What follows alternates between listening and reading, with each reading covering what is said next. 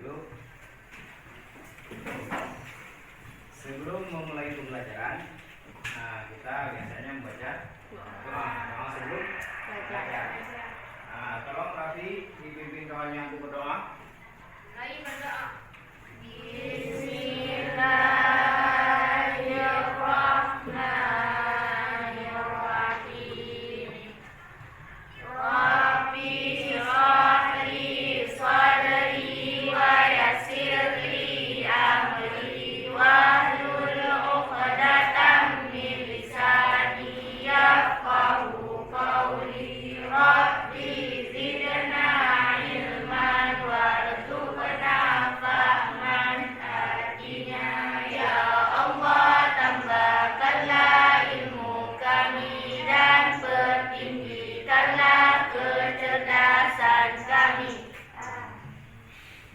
Selanjutnya kita membaca rukun iman. Raffi dipimpin kembali kawannya untuk membaca rukun iman. Rukun iman ada 6 perkara. 1. Percaya kepada Allah. 2. Percaya kepada malaikat. 3. Percaya kepada kitab. 4. Percaya kepada Rasul. 5. Percaya kepada hari kiamat. 6. Percaya kepada kadar baik dan kadar jahat. Selanjutnya kita membaca rukun Islam. Raffi. Rukun Islam ada 5 perkara. 1. Mengucap 2 kalimat syahadat. 2. Sembahyang sehari semalam 5 waktu. 3. Puasa di bulan Ramadan. 4. Membayar zakat. 5. Naik haji ke Baitullah bagi orang yang mampu. Pancasila. Pancasila. 1. Ketuhanan yang Maha Esa. 2. Kemanusiaan yang adil dan beradab. 3. Persatuan Indonesia. 4. Kerakyatan yang dipimpin oleh hikmah kebijaksanaan dalam permusyawaratan perwakilan. 5. Keadilan sosial bagi seluruh rakyat Indonesia. Oke. Kita membaca Pancasila.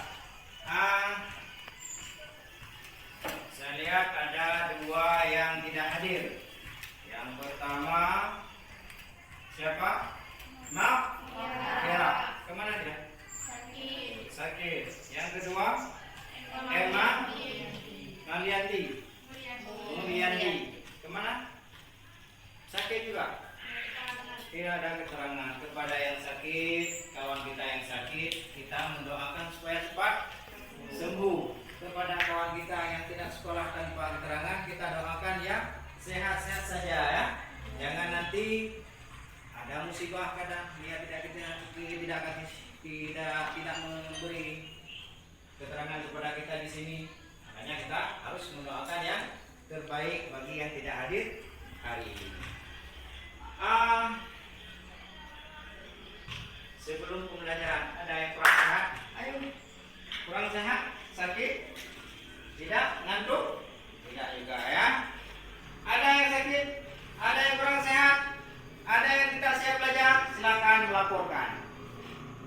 Halo? Sakit? Tidak. Sehat ya? Sehat. Alhamdulillah kita semua sehat. Siap untuk belajar? Siap. Siap? Siap. Siap? Siap. Oke, kalau siap untuk belajar, kita akan belajar pada hari ini tentang materi kurban dan akikah yang merupakan lanjutan dari materi kita sebelumnya, yaitu zakat fitrah dan zakat mal. Ada yang masih ingat? Zakat mal itu zakat apa? Zakat harta. Kalau zakat fitrah, zakat apa? Ada yang tahu zakat fitrah? kita kembali mengulang materi yang kemarin. Zakat fitrah biasanya dibayar di bulan Ramadan untuk fakir miskin yang merupakan zakat jiwa, zakat jiwa. Jadi kalau hari ini kita belajar tentang kurban dan akikah, yang lalu kita belajar tentang zakat fitrah dan zakat mal. Apa hubungan dari zakat dengan kurban? Ada yang tahu hubungan dari zakat fitrah dan kurban? Zakat fitrah, zakat mal dengan kurban dan akikah. Ada? Tolong Rabi bagikan buku paket kepada kawan-kawan.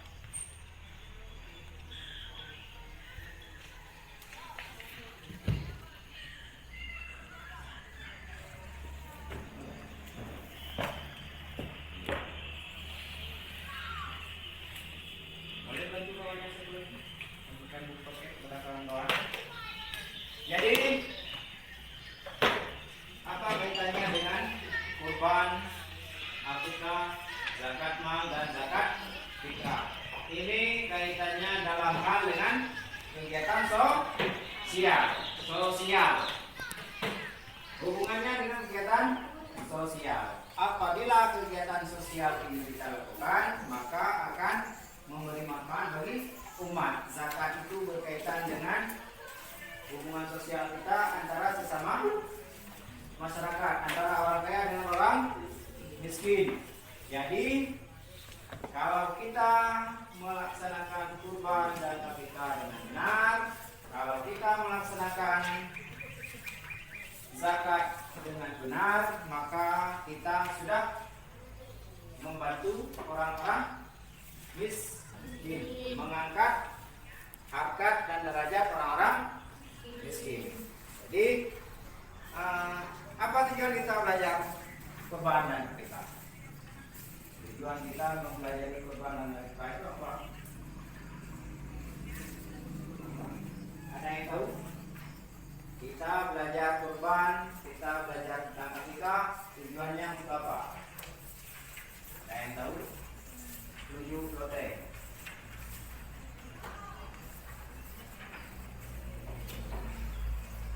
Ada yang tahu? Nah, tujuan kita belajar tentang kurban dan akikah adalah yang pertama, timbul dalam diri kita keinginan untuk berkurban atau berakikah, karena kita tahu bahwa kurban dan akikah itu adalah perintah Allah, perintah agama, perintah Allah, perintah dalam agama Islam. Kemudian kenapa kita berkurban dan berakikah? Ini kita berkurban yang pertama untuk menegakkan syariat Islam. Kita berakikah adalah sebagai tanda syukur kita kepada Allah atas kelahiran seorang anak. Bisa dibuka bab kurban dan akikah. Kita sebentar lagi akan belajar.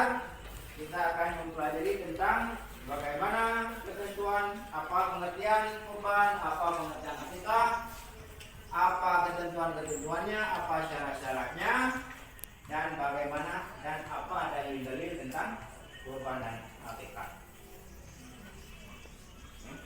Dilihat paketnya, kemudian kita nanti akan masuk kepada pembelajaran. Oke.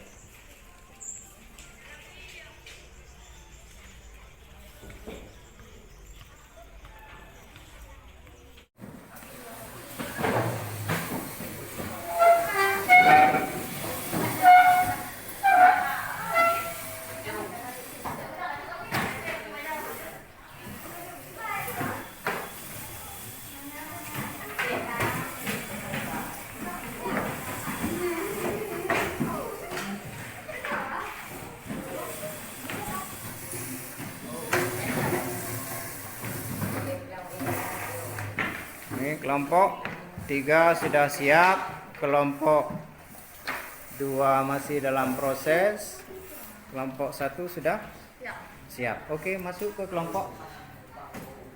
Nah, Nampak? 2, silakan. Oke.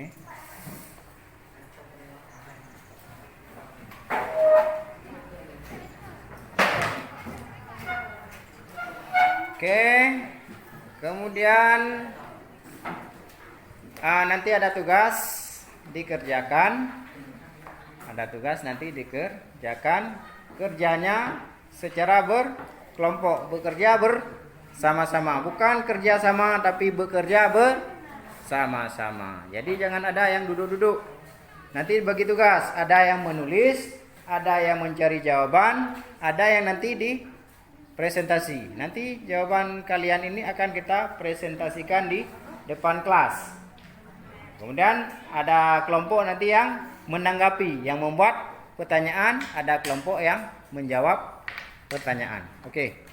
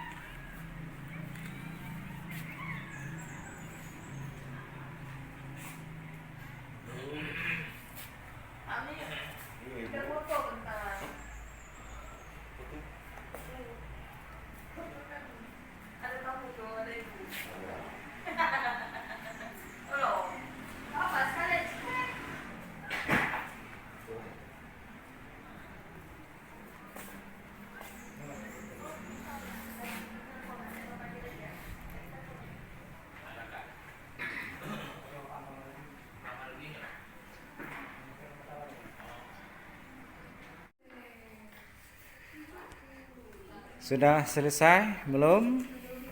Belum ya. Kerjakan terus.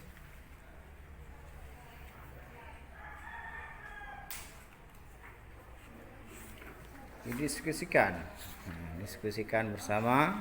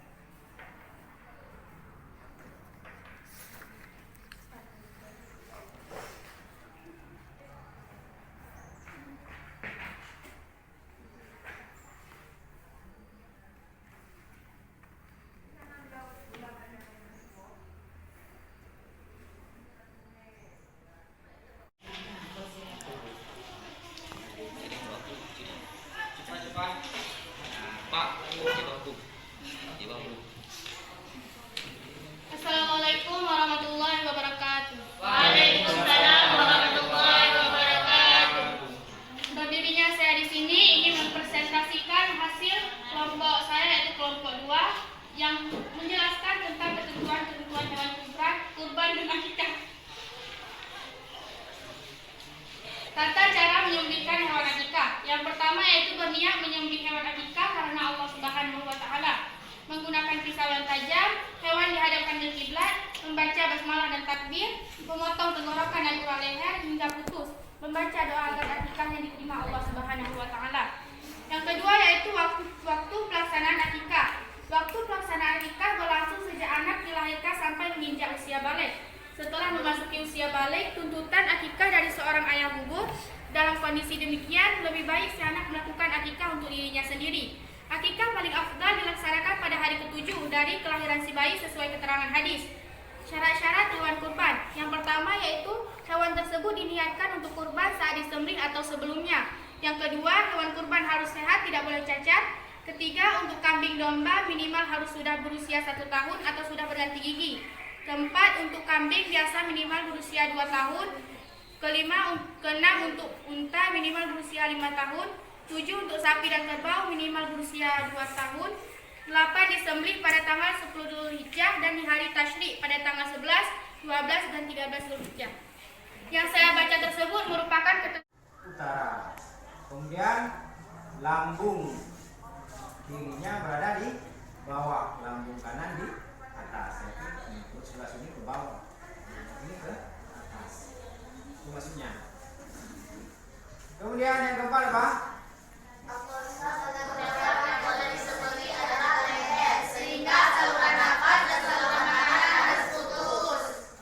Jadi yang disembelih itu leher. Kenapa? Di leher itu ada urat nafas, ada saluran makan, ada saluran untuk apa itu namanya? Narik ya. Itu saluran itu harus kita potong. Kalau kita sembelih di daerah lain, misalnya kita potong kakinya, lambat dia meninggal ya. Lambat matinya. Kalau di leher itu cepat. Kenapa? Di situ ada saluran darah, saluran nafas, dan saluran makan. Kalau dia sudah habis darahnya, kalau sudah nafasnya tidak bisa ditarik lagi, itu proses kematiannya akan cepat. Jadi tidak tersiksa binatang. Kemudian yang kelima, hewan yang disembelih harus dipastikan telah benar-benar mati sebelum dikuliti atau dipotong-potong. Hewan yang kita mau makan itu harus kita yakin dia sudah mati, mulik. Kalau orang Aceh bilang mulik ya. Kemudian baru dikuliti, dipotong-potong. Kemudian kita masuk kurban. Kita sudah belajar kurban. Apa pengertian kurban? Kurban berasal dari kata Allah yang artinya adalah kurban. Secara lebih luas, kurban diartikan sebagai tindakan menyembelih binatang tentu atas dasar perintah Allah Subhanahu wa taala dan petunjuk dari Rasulullah dengan harapan agar dapat mendekatkan diri kepada Allah Subhanahu wa taala. Oke. Kemudian ada yang bisa membacakan dalil ini? Siapa yang bisa membaca dalil tentang kurban? Nabi? Bismillahirrahmanirrahim. Inna a'tainakal kautsar fasholli li rabbika wanhar. Inna syani'aka huwal abtar. Rabi. Bismillahirrahmanirrahim. Inna a'tainakal kautsar fasholli li rabbika wanhar. Inna syani'aka huwal abtar. Dengan nama Allah yang Maha Pengasih Maha Penyayang, sungguh kami telah memberimu Muhammad nikmat yang banyak, maka laksanakanlah salat karena Tuhanmu dan berkurbanlah. Nahar itu kurban. Kemudian sebagai ibadah dan mendekat diri pada Allah, sesungguhnya orang-orang yang membenci kamu dialah yang terputus dari rahmat Allah. Surah Al-Kautsar ayat 1 sampai dengan 3. Kemudian apa hukum kurban? Kurban itu hukumnya sunnah muakkadah. Sunnah muakkadah artinya apa? Sangat dianjurkan apalagi bagi muslim yang mampu. Itu arti dari sunnah muakkadah.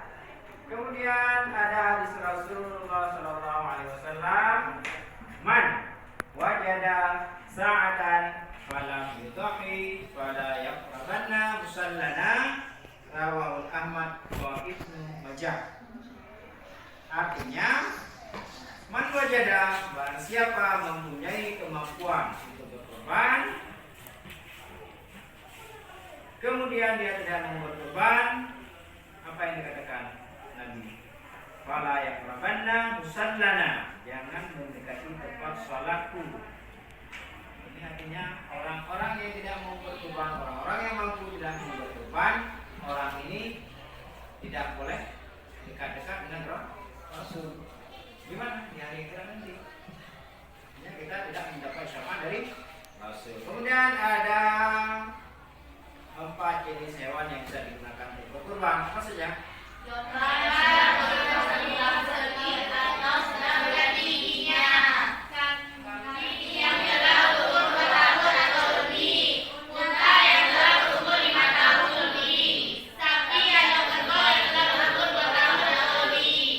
Oke.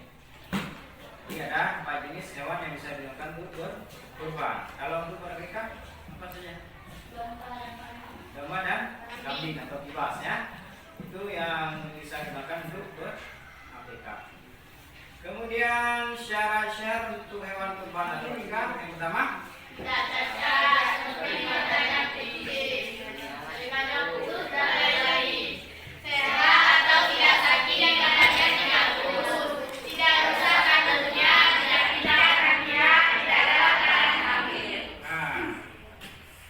jadi makanya yang digunakan untuk berkurban itu hewan yang jantannya. Yang pertama syarat hewan kurban atau akikah itu tidak cacat. Tidak cacat artinya dia tidak mempunyai kekurangan pada anggota tubuhnya, misalnya matanya kecil atau kecil. Jadi sakit mata ya dia. Matanya tertutup seperti buta, tutup matanya kecil. Kemudian telinganya putus, atau ekornya sudah hilang, maka tidak bisa kita hitung dia. Kalau misalnya kita hitung datang cukup ekor, karena ekornya hilang maka tidak bisa kita hitung lagi. Ini yang berapa ekor? Nah, dari ekor, kan? Jadi hewan itu harus lengkap anggota tubuhnya. Kemudian sehat, tidak sakit, badannya tidak kurus.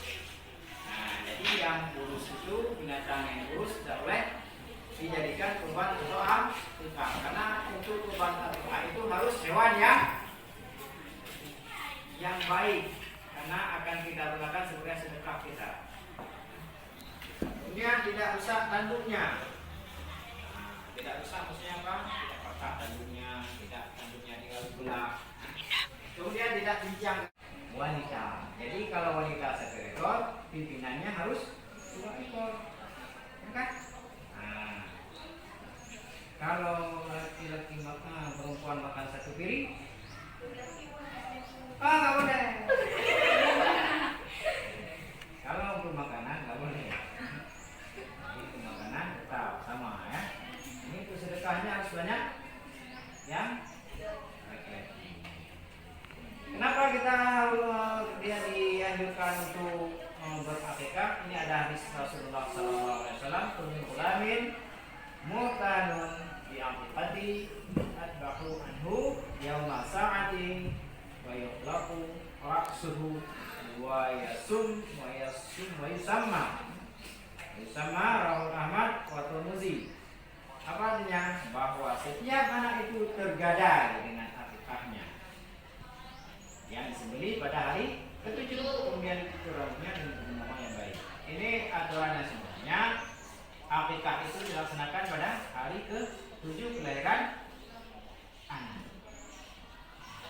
Jadi dipotong rambutnya, kemudian ditimbang rambutnya tersebut timbang berapa gram, kemudian diberikan emas itu disedekahkan kepada orang fakir atau miskin. Itu aturan. Ini yang dilaksanakan kita sekarang. Banyak. Kapan kita laksanakan akikah? Biasanya sekalian dengan turun tanah.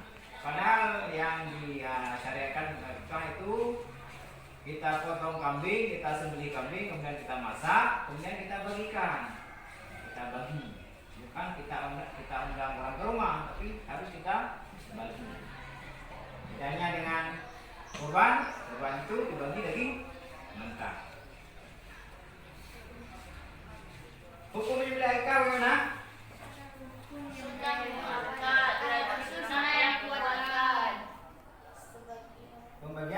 Pembagian dari akikah berbeda dengan pembagian dari kurban. Pembagian dari akikah biasanya dilakukan kalau daging tersebut sudah dimasak.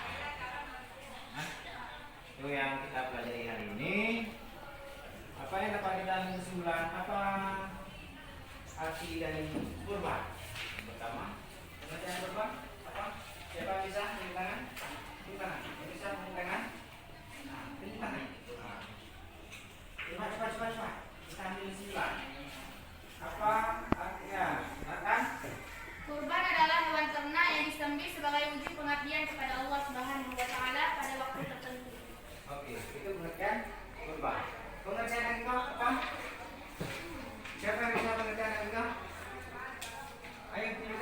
cepat pengertian dari Alika.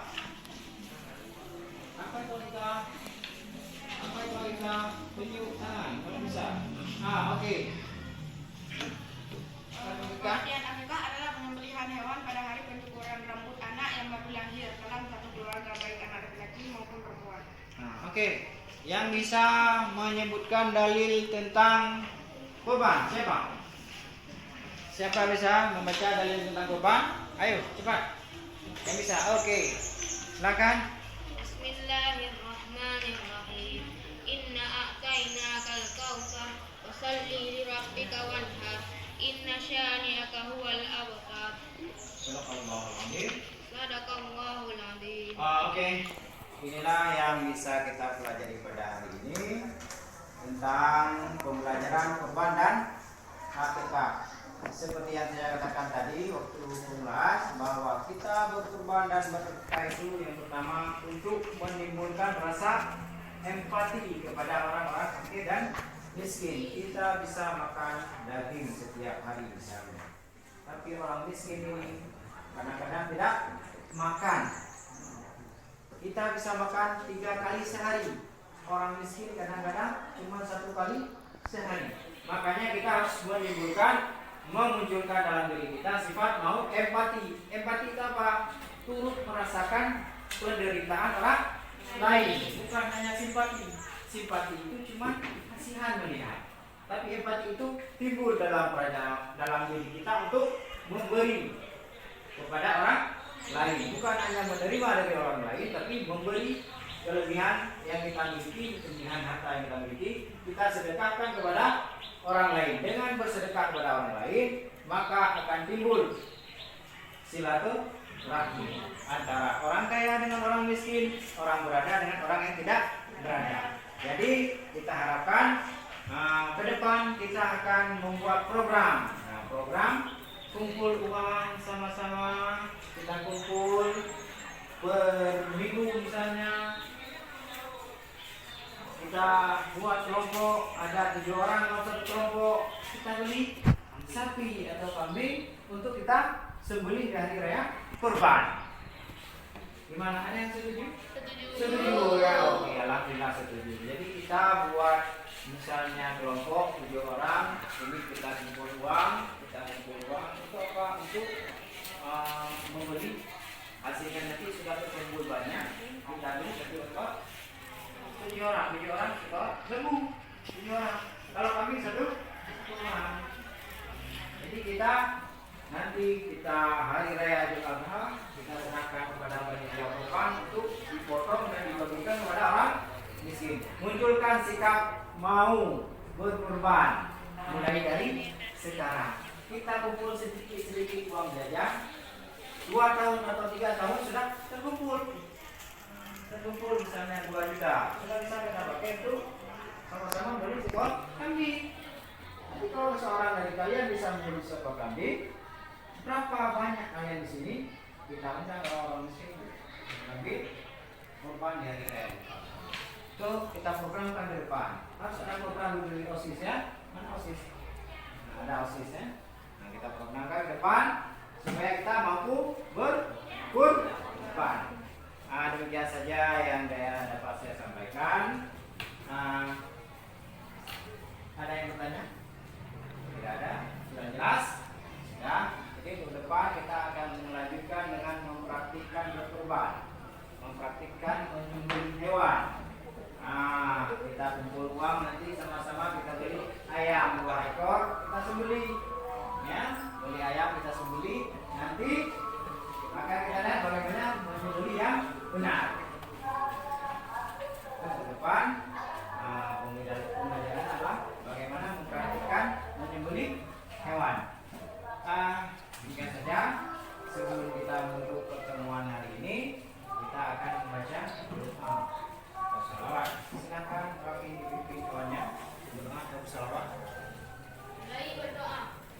Bismillahirrahmanirrahim.